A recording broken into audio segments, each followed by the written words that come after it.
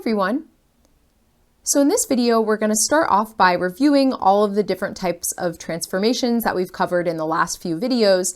And as we do that, what I really want to focus on is a way for you to kind of categorize all these different transformations so that you're not just memorizing them as all these kind of separate facts. So we're going to look at the transformations in light of, what do they have in common? What do certain types of transformations have in common, and how can we use that to kind of remember all the different types of transformations? And then after that, we're going to get into some examples of applying multiple transformations to functions. All right, so I'm just going to quickly pull up some of the tables that we filled out in previous videos. So for example, here we have the table with shifts. So we saw that adding and subtracting numbers to f of x will give you a vertical shift, whereas adding and subtracting numbers to x will give you a horizontal shift. And then in the next video, we talked about reflections, and we saw that negation, so applying a negative sign to f of x, will give you a vertical reflection, whereas applying a negative sign to x will give you a horizontal reflection. And then the last one that we saw was stretches and compressions. And so we saw that if we multiply our function by a number, that gives us a vertical stretch, whereas if we multiply x by a number, that gives us a horizontal stretch or compression. So this might seem like a really long list of facts, right? If you put all of these tables together, it would be just a big, long table. But I think there's kind of a better way to organize all of this information. So the way that I want to think about transformations is kind of categorizing them in two different ways. So the first way you want to be able to categorize a transformation is whether it is vertical or horizontal. And then once you've determined whether it's vertical or horizontal, then you can figure out what type of transformation is it. And so I want to ask you a question. I want you to pause the video and really think about this. What do all of the vertical transformations have in common? So how can you tell, if you go back and look at all those tables we filled out in earlier videos, what do the changes that are vertical have in common, and what do the changes that are horizontal all have in common? So what you should notice, and I guess maybe just to speak more generally about transformations for a second, remember when we first talked about transformations, we talked about this idea that transformations are really about making a change to the formula of a function and seeing how that change plays out in the graph of the function. And so really the way we want to think about interpreting a transformation is we want to be able to look at what is the change that we made to the formula. And so the kind of broadest way that we can talk about what is that change we made to the formula is whether we're making a change to a function f of x, to the outputs of a function, or whether we're making those changes to the inputs of a function.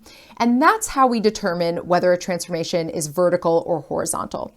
So for a vertical transformation, you're always making a change to the outputs of a function. Whereas for a horizontal transformation, you're always making a change to x, to your input. So for example, just to pull up one of the tables, when we talked about stretches and compressions, it was vertical when we multiplied on the outside of the function. It was horizontal when we multiplied on the inside of the function. And so this makes sense, right? Because if you think about graphs, well, the outputs of a function are the y-coordinates on the graph, right? And so if you're changing the outputs, that means you should be changing the y-coordinates, which is vertical. Whereas the inputs are going to be your x-coordinates, and so if you're changing the x-coordinates, that should be a horizontal change. Okay, so now let's get a little bit more specific about what are those changes? Like, what are we actually doing to the function or to x? So what would we need to do in order to get the graph to move side to side, to shift or up and down? Well, that happens when we change our function or our input by either addition or subtraction. So what is that going to actually look like in terms of the change to our formula?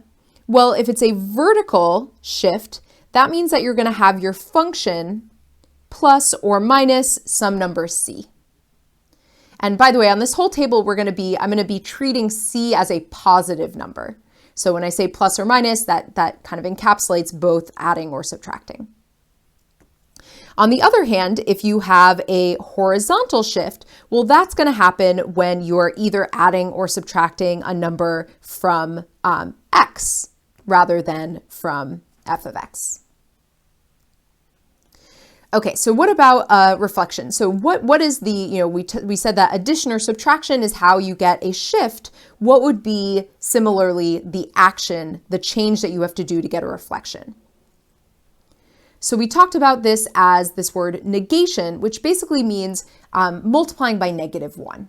So if you multiply something by -1, it flips the sign. It kind of introduces a negative sign, or if it was already negative, it makes it positive. And so similarly here, kind of following the same template, if you're doing a vertical reflection, so a vertical reflection means a reflection over the x-axis, that means that you're applying the negative sign to f of x. Whereas if it's a horizontal reflection, meaning a reflection over the y-axis, that is going to be a negative sign applied to x. And then the last one is to stretch or compress your graph. And so we saw that that happens when you multiply either your function or your input by a number. And so following this same kind of pattern, if we multiply the whole function by a number, that is going to be a vertical stretch or compression. Whereas if we multiply the input by a number, that is going to be a horizontal stretch or compression. So let's look at an example just so I can make sure you really understand how to actually kind of like make sense of this table. So let's say, for example, you were asked to describe the transformation, the difference between the functions g of x is equal to x minus 1 squared versus f of x is equal to x squared.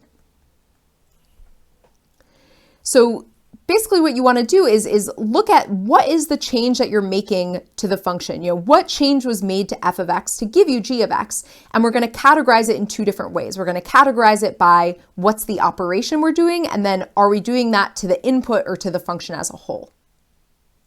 So we can see that we are subtracting 1, right? And so we're subtracting 1, that tells us that is going to be a shift, right? It's addition or subtraction.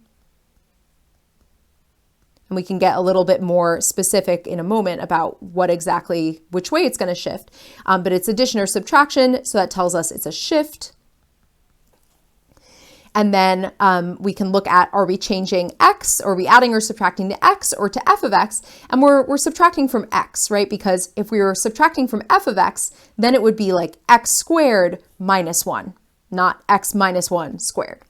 And so that tells us that we're making a change to x, and so that tells us that it is horizontal. And so together, those two pieces of information locate us to be here on the table, right? A horizontal shift. And then there's a couple more details. So like knowing this table isn't going to get you the full story, and we'll talk about these details throughout this video. But especially just with remembering that horizontal shifts and horizontal stretches and compressions, they work a little bit backwards from what you might initially expect. So remember that horizontal shifts, if you're subtracting, that actually means that you're going to the right. So in this case, our final answer would be that this is a shift to the right 1 unit. Okay, so now we're going to talk about applying multiple transformations to a function and see about how kind of the order that you're applying things makes a difference. So I want to start by doing an example to show you the difference that it can make in terms of the order that you apply a transformation. So let me scooch this down a tiny bit and write that question above. So when applying multiple transformations,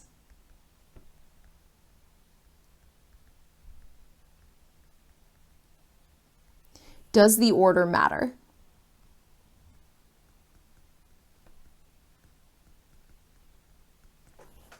So I want to jump into an example. So let's say that we were asked to graph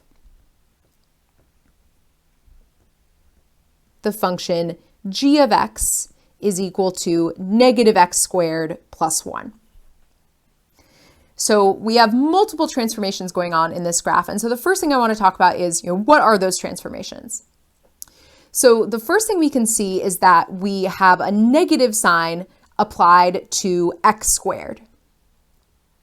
And so what kind of a transformation is that going to be? Well, we know it's going to be a reflection, right? Because it's applying a negative sign. Now, how can we tell whether this is a vertical or a horizontal reflection? Well, x squared is like our kind of parent function in this case, right? And so the negative sign is not getting applied just to x, it's getting applied to x squared. If it was getting applied to x, that would look like this. That would be like negative x squared.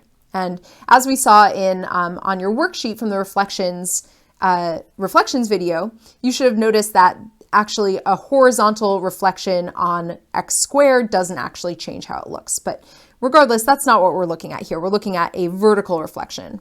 So that means a reflection about the x-axis. And then what else do we have going on here? Well, we have a shift, right? Because we're adding or subtracting. And in this case, we are shifting vertically, right? Because we're not adding or subtracting to x, we're adding it or subtracting to the whole function. And so this is a vertical shift. And specifically, it's a shift up by 1. So I want to do kind of two different pictures here, one where we apply the reflection first and then the shift, and one where we apply the shift and then the reflection, just to show you that it actually does make a difference. And then we'll talk about which one is the correct version. So I'm going to start by just sketching the graph of f of x is equal to x squared so that we have a function to kind of go off of here.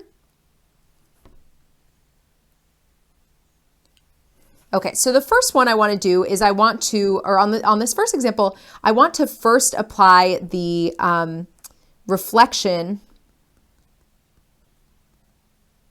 and then the shift. Okay, so how can we do this? Well, you can basically do kind of an intermediate graph. So you can start by just graphing the reflected version, and then we'll graph that graph shifted up by 1.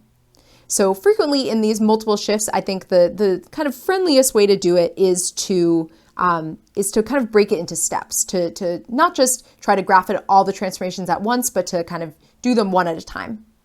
So if we are reflecting this vertically, what's that going to look like? Well, remember that means that you're basically negating all of the y coordinates. So all of the y coordinates are going to become negative, and so the graph is going to flip over the x-axis. So something like this. So this is what it would look like with just the reflection. And then if we want to take this graph and shift it up 1, well, that is going to mean taking all of the y coordinates and adding 1 to them. So we're going to get a point here, here, here, and by the way, maybe let me emphasize a few points here, because I think when you're doing these, it's always good to have like a few points that you're really kind of tracking. So I'm just going to bold the ones that I was working with. So these were the points that I was tracking where they were going. And so now I'm going to, in green, take the orange graph and shift it up by 1. And so it's going to give me these 3 points and then these 2 points, and then I'll just extend it from there. Okay, so that is our first example, or that's kind of our first method. Let's see what happens if we instead do the shift and then the reflection.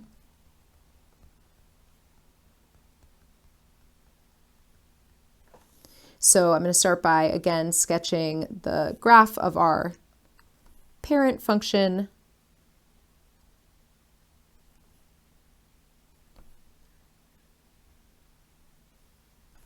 Okay, and I'll bold these few points. So let's say that we, again, now this time we're going to first first shift it and then reflect it. So what would the shifted version look like? Well, we just want to take each of these points and bump them up by 1 vertically. So the y coordinates are each increasing by 1 while the x coordinates are staying the same. And so that would give us this graph. Okay, so now we want to take this and reflect it over the x-axis. So again, I'm going to take these few points that I've kind of bolded, and I'm just going to take the y coordinates and make them negative. So multiply all the y coordinates by -1, and that would give us a graph that looks like, oops, that's not right,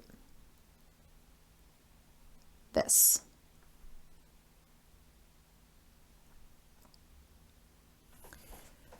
Okay, so which one of these graphs is correct as our final answer? So maybe just to make it clear, in the first picture, the final answer would be the blue graph.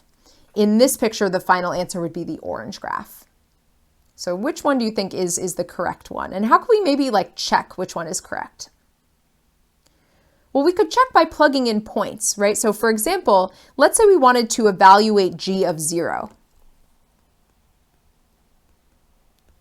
So if we were to evaluate g of 0, we should get -0 squared plus 1, which should equal 1. And so that tells us that we should have the point 0, 1 on our graph. And so which of these two has the point 0, 1 on it? Well, it's the first graph. So it turns out that this is not the correct way to apply the multiple transformations. It's important that we first apply the reflection and then we apply the shift. So why is that? Like, what might be a good explanation for why it is that we had to do the reflection first and then the shift? So I think plugging in numbers actually gives like a good demonstration for why this works. So let's actually plug in one other number. I think it'll just make it even easier to see what's going on. So let's say we plugged in 1 into our function g of x. So we would get -1 squared plus 1. And so that would be equal to -1 plus 1, which is 0. So we are also supposed to have the point 1, 0. Again, we can see that the green graph on the left, that one does have the correct point. On the right-hand side, it does not have that point, right? The point 0, 1 does not lie on this orange graph. And so what's going on here is that if you think about how order of operations work, you first multiply by -1 and then you add the 1, right? The negation happens, like when you're adding up these numbers, that negation happens before the addition, right? You don't like take 1 and square it and add 1 and then make it negative. You do the negation first and then you add. And it basically just comes down to the fact that multiplication comes before addition in order of operations. So I'm going to kind of summarize that. So when applying multiple transformations,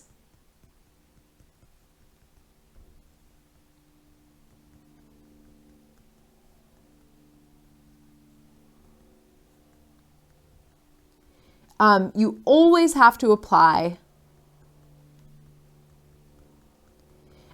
both reflections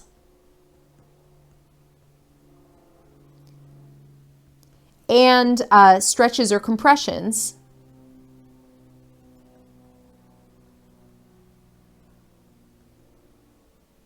before shifts. And again, that really comes down to order of operations. It doesn't matter if you have a stretch and a reflection. It doesn't matter what order you apply those. Another thing is that if you have, so any change that is vertical and another change that's horizontal, those are never going to influence each other. So you don't really have to worry about those.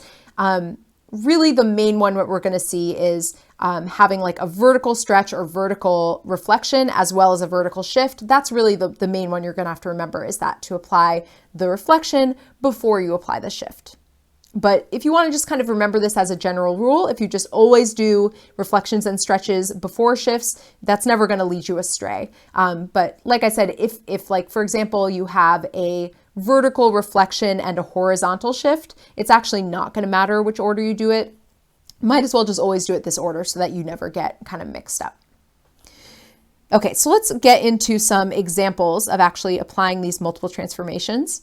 So the first example I want to do is I want to use transformations to graph the function f of x, or let's call it g of x, is equal to 2 times x minus 1 squared plus 3. So by the way, you might have learned in a previous math class about something called vertex form for a parabola. And we'll actually talk about that pretty soon. That's in the next chapter of the book. But vertex form for a parabola is basically just comes from transformations. So if you know how to think of this in terms of vertex form, that's fine. But just know that really what you're doing boils down to transformations. If you don't know what I'm talking about, don't worry about it. We'll get there later. Okay, so what are the transformations we have going on in this graph? So I guess first maybe let's write down, what is our kind of basic function that we are transforming here? So that would be f of x is equal to x squared, right? So that's the graph that we're going to be applying all of these changes to. And so now I want to write down, what are all of the different transformations that we are seeing here? Well, one thing that we can see is that we have a stretch, right? We're multiplying. And is this a vertical or a horizontal stretch? Well, it's outside of the function, right? It's not affecting x directly. It's affecting x minus 1 squared. And so this is a vertical stretch by a factor of 2. And remember, vertical stretches work kind of the way you would expect. Multiplying by 2 doubles all your y coordinates. It makes the graph taller. All right, what else do we have going on here? Well, we have we're subtracting 1 from x. And so that's going to be a horizontal change, right? Because we're making a change to x. And it's going to be a horizontal shift because it's subtraction. And specifically, it's a horizontal shift to the right by 1. And then what's the last thing we have going on here? Well, we have another addition.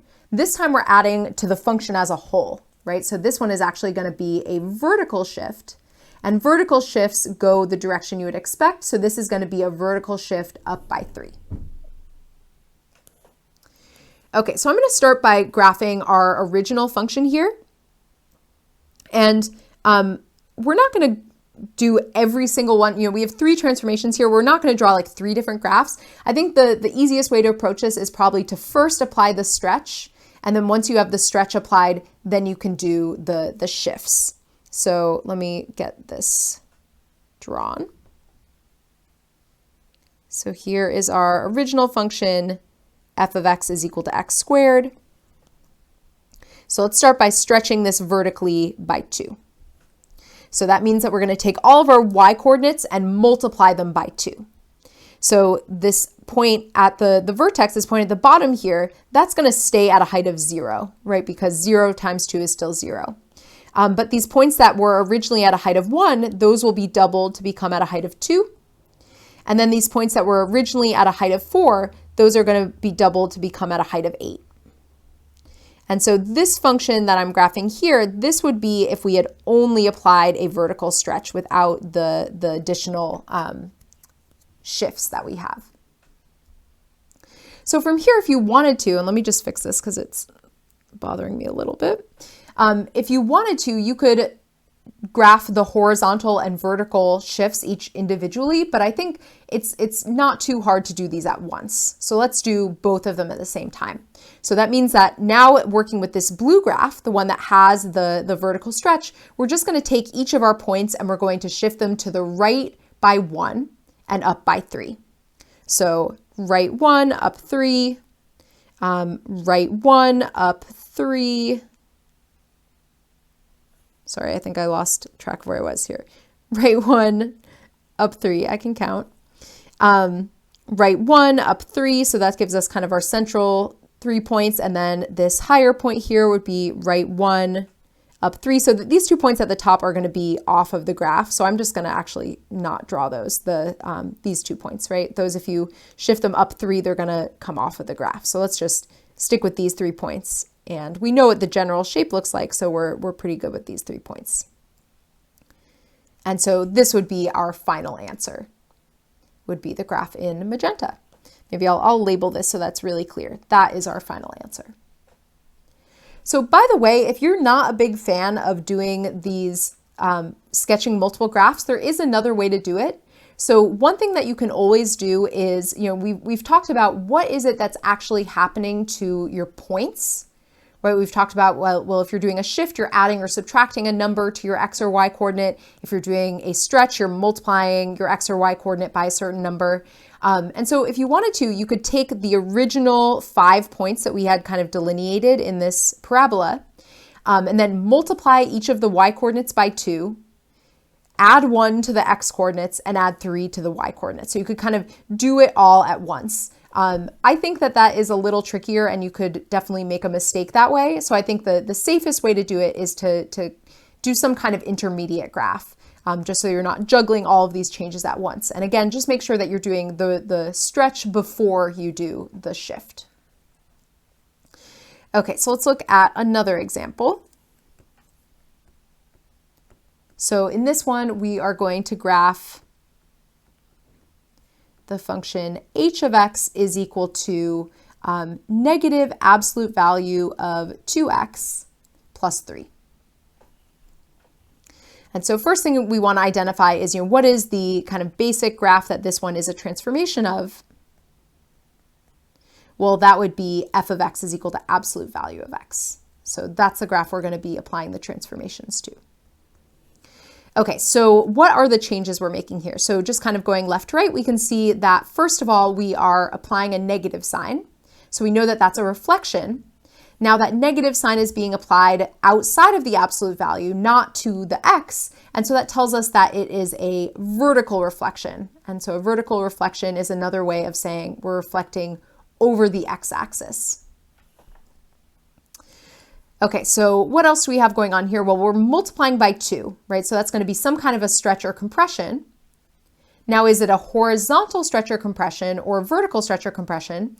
Well, it's horizontal, right? Because we're multiplying x, not outside. If the 2 is outside of the absolute value, then we could see that as a vertical change. Because it's inside the function with the x, we think of it as a horizontal change. And then the other thing to remember is, remember that horizontal stretches and compressions, they kind of work a little bit inside out. So you have to take the reciprocal of whatever that number is that you're multiplying x by in order to tell you how the x coordinates are going to be changed.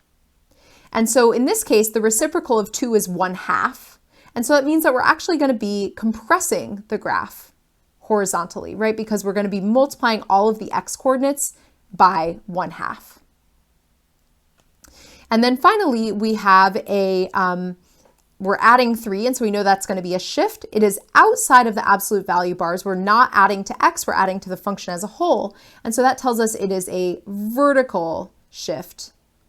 And I guess actually same as the other one, it's going to be a vertical shift up by 3. Okay, so let's start by graphing our original absolute value graph. And I mentioned this before with absolute value graphs, I think because their shape, and this goes for actually all functions, but I think especially with absolute value graphs, because their shape is so simple, you don't really need to keep track of that many points. You can really just do honestly 1 point, or maybe let's do 3 points just to give us kind of the shape of the 2 linear halves of this. And then we can just extend it from there. Okay, so first thing we want to do, we have multiple things going on here. We have a reflection, we have a compression, and we have a shift. So it doesn't matter what order we apply the reflection and the compression for a couple of reasons. It never really matters which order you apply the reflections and stretches or compressions, but especially in this case, one of them is vertical and one is horizontal. So they're not going to interact with each other. So we can let's just go left to right. Let's start by reflecting, then we can compress it, and then we can shift it up by 3. So you could probably do these first 2 steps in one go. I'm going to do them individually just, for people who maybe benefit from seeing a little bit more detail. So if we wanted to reflect this vertically, we're going to basically just take the y coordinates of our points and make them negative. So we end up with a graph that looks like this. This would be if it was just negative absolute value of x without anything else going on. Okay, so next we want to compress horizontally by 1/2. So what that means is that all of the x coordinates are going to be multiplied by 1/2. So the point that used to be at an x-coordinate of -1 is now going to be at -1/2. And the point that used to be at an x-coordinate of 1 is now going to be at 1/2. And so basically we'll see that the slope is going to become twice as steep on these portions. The point that was at 0 is going to stay at 0 because 0 times 1/2 is still 0. And so our graph is going to look like this instead. So this would be if the graph was reflected and compressed without the shift. And then the last step we can do is the shift. So we're going to take all the points on this green graph and add 3 to them. And so that's going to bring that central point up here. And then these next 2 points are going to be here and here. And so we have the same shape that we had in the green graph, but just moved up. And let me try to do that shape a little better. It's a good idea with absolute value graphs to be aware of what is the slope of each half, because then you can just sketch it like a line, right? So in this case, originally the slope was 1. We reflected it, or 1 and -1. We reflected it and we still had slopes of -1 and 1. Then when we compressed it, the slopes became -2 and 2. And now we shifted it and the slopes are still -2 and 2. So our final answer is this graph in magenta. So this is our graph. This is h of x. Okay, so we're going to do another example, but now we're going to be using our old friend, this funny little graph here. So we're going to be applying multiple transformations to this graph. So we're going to graph 2 times f of -x minus 1. Okay, so what are our transformations in this case? Well, we see that we're multiplying by 2, so that's going to be a stretch or a compression. And we're doing that multiplication outside of the function. And so that means it's going to be a vertical stretch by 2. Oops. So all our y coordinates will be multiplied by 2. And then we have a negative sign, so it's going to be some kind of a reflection. Now in this case, we're negating x, and so that tells us it's going to be a horizontal reflection. So we're going to be reflecting over the y-axis. And then we are subtracting. We are subtracting from the function as a whole. We're not subtracting from x, and so that's going to be a vertical shift. And it's specifically going to go down by 1. So again, in this case, you probably could combine some of these steps. I'm just going to do every step individually because I think then you can really be sure that you're doing it right. And I'm going to, as usual, put some, emphasize some points here that we can really track where those are going. So let's start by doing the vertical stretch. This is actually pretty similar to the last one in that we have a vertical and horizontal stretch or reflection going on. And so you can do those in either order. Let's just go left to right because why not? So first thing we're going to do is we're going to stretch this vertically by 2. So that means that all of the y coordinates are going to get multiplied by 2 while leaving the x coordinates the same. So if we go from left to right, our first point has a y coordinate of -1. That's going to become -2. Our next point has a y coordinate of 1. That will become 2. Our next point has a y coordinate of -3. That will be multiplied by 2 to give us -6. Next point has a y coordinate of 1. That becomes 2. Next one also has a y coordinate of 1, so that also becomes 2. Then we have a y coordinate of 3, and that becomes 6, which is slightly off of my graph here, but maybe a little lower, something like that. Okay, so now we can connect and just keep in mind what the shape of the graph is supposed to look like, right? It's supposed to be linear on some portions and then a parabola on this portion. Okay, so there we go. That is our vertical stretch. So now we want to take this graph and reflect it horizontally. So what does that mean? That means that we're going to change the x coordinate of every point by multiplying it by -1. So we're going to negate every x coordinate while leaving the y coordinates the same. So this is probably going to get to look pretty messy because of all these transformations. You know, if you're doing something like this on paper, of course, you can always kind of erase them as you go, or, you know, draw it on a new grid or something so that doesn't get quite so crazy. Okay, so let's go left to right again. So this point down here originally has an x-coordinate of -1. We're going to make that now an x-coordinate of +1. The next point has an x-coordinate of 0. That's going to stay where it is because multiplying 0 by -1 doesn't change it. All right, our next point, this one down here, originally has an x-coordinate of 2. We want to make that -2. Next point originally has an x-coordinate of 4. We're going to make that -4, again, while always leaving the y-coordinate the same. Next point has a x-coordinate of 6. We want to make that into -6. And then finally, we have an x-coordinate of 8 up here. We want to make that into -8. And I should probably make that a little lower, something like that. So now this would be the graph with a vertical stretch and a horizontal reflection. And so our last step is to take this graph and shift it down by 1. And so now we're going to take the green graph and we're just going to subtract 1 from each y-coordinate. So I'm just going to move each of these points down by 1. And now we can connect the dots, just kind of keeping the shape of the graph consistent.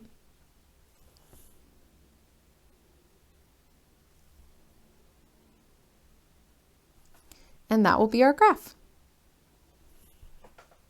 So this graph in purple is our final answer. Let me just label this. This is 2 times f of -x minus 1.